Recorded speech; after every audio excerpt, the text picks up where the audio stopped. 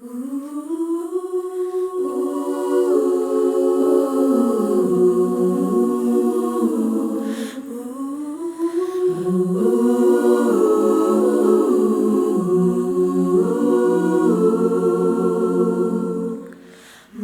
Israel, Ishai Tzoroi Kantoi, Tzora Allah Kalbarone. Mari Israel, Shimfate Tzandam, Barapuralo Kalani.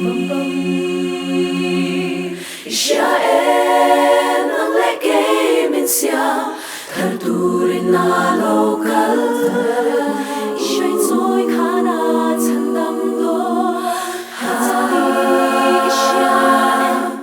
Mari Israel, Midate Bengbong, Dilamaraan Hatzandon. Mari Israel, Ifashi Kanti, Ayala Hare Allah. Israel, Mangelteren Soy, Moichin Tsuani, Now Sedu Om Gipom Ka, Vala Fageani.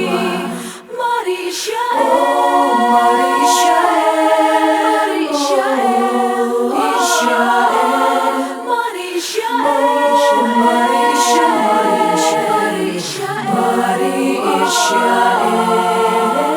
Damlotean, ladam mga mithilan tholean. Goodbye tele, trong thấy lâu tên, beram đâu ăn phaka. Mari Israel, Ishai Tzoi hien, Kim siam turo puyani. Mari Israel, Ifashin kanko, Vela roa la reldon. Israel, Ishai Tzoi like her, Vanderam no ani. Now send it chang a big ha. Omatsu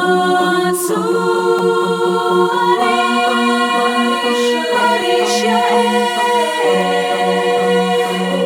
oh Mari Israel, Mari Israel, Mari Israel.